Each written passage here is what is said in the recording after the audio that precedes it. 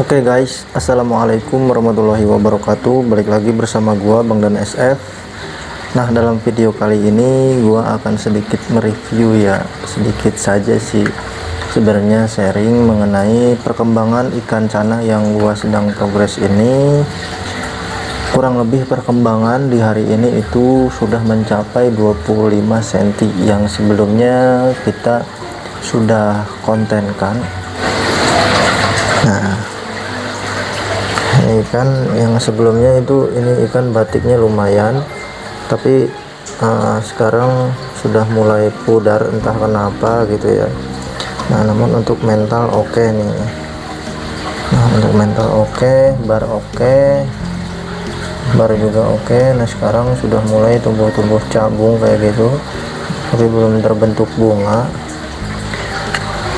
Nah, untuk yang bawah juga sudah mulai terbentuk cabung, bar oke. Tapi kalau ikan ini itu dulu itu untuk barnya itu pudar banget untuk barnya ya. Untuk sekarang barnya lumayan tegas, bahkan udah mulai nampak ngebentuk batik gitu ya di area dorsalnya tuh. Nah, sebelumnya ini enggak batik nih, sebelumnya parah, bahkan ya ikannya itu benar-benar pudar banget gitu. Beda hanya sekarang kondisinya. Nah, untuk yang di sini ikan sisaan juga sama, namun nggak begitu spesial amat. Ini dapat mentalnya aja nih, mentalnya tuh oke ya. Nah, untuk bar biasa aja, untuk cabung juga nggak begitu banyak. Udah lumayan sih banyak sekarang ya tuh. Kita nggak bikin stok shootnya, nggak dapat ya. Nah, ini juga banyak. Ini juga sebenarnya sisaan, dan ikan ini dapat di mentalnya aja. Kalau bar masih acak, kalau bar acak ya terbilangnya acak. Untuk bunga juga nggak terlalu, belum terbentuk bunga, baru cabung ya tuh. Nah, kurang lebih seperti itu. Nah, untuk ikan ini dapat di warnanya aja. Ini dapat di warna, mental masih down.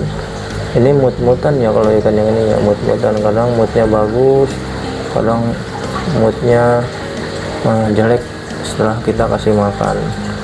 Nah, kalaupun nanti setelah beberapa hari dia lapar, itu sudah mulai lagi nih untuk mentalnya.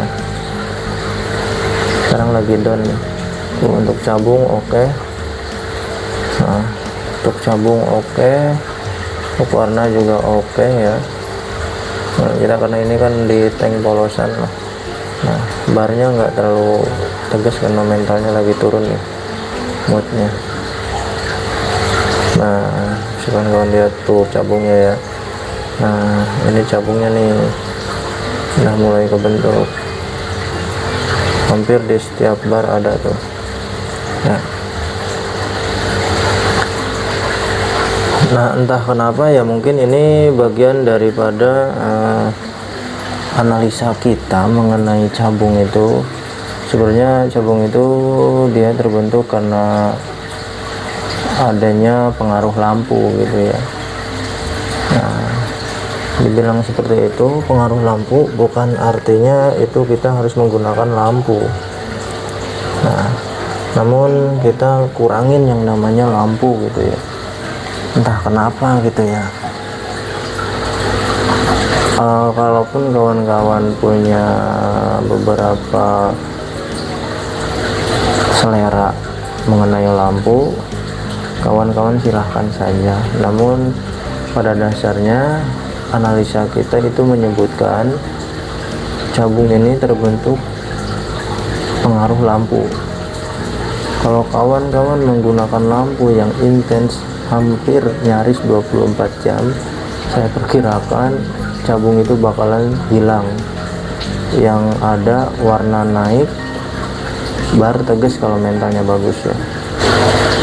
Kalau kawan-kawan kawan-kawan hanya menggunakan lampu beberapa saat saja setelah ngasih makan, terus kawan-kawan matikan lagi lampunya, insya Allah bakalan terbentuk yang namanya cabung gitu ya. Nah, itu pun berdasarkan kepercayaan masing-masing saja ya. Ini mungkin analisa saya saja gitu ya. Kalaupun analisa itu bisa salah, itu bagian dari kepercayaan kawan-kawan saja mengenai treatment ikan yang kawan-kawan berikan treatment itu. Nah, walaupun kawan-kawan belum mencoba, silahkan saja mencoba ya. Nah, terus selanjutnya apabila kawan-kawan pengen menebalkan bunga,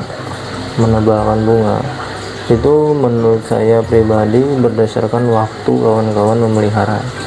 Kalau kawan-kawan di awal saja sudah membentuk cabung dengan benar, seiring berjalannya waktu, bertambahnya usia si ikan, dan kesehatan si ikan terjaga di tempat kawan-kawan, insya Allah bunga itu bakalan ada berdasarkan cabung yang sudah terbentuk di awal pemeliharaan itu. Nah, terus selanjutnya apa keunikan treatmentan di Cana ini? Di Cana ini ada yang namanya warna ya. Nah, warna ini benar-benar disinggung untuk saat ini mengenai jenis varian red gitu ya. Nah, banyak di antara kita yang mentreatment ikan masih kecil itu warnanya sudah bagus gitu ya. Selain itu sebenarnya alasannya ditunjang dengan genetik ikan itu di awal memang sudah seperti itu, karena untuk Cana ini ada beberapa karakter ya untuk si ikannya.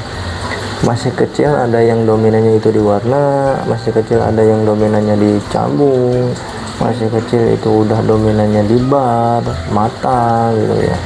Nah, itu di awal kawan-kawan melihat karakter si ikan itu.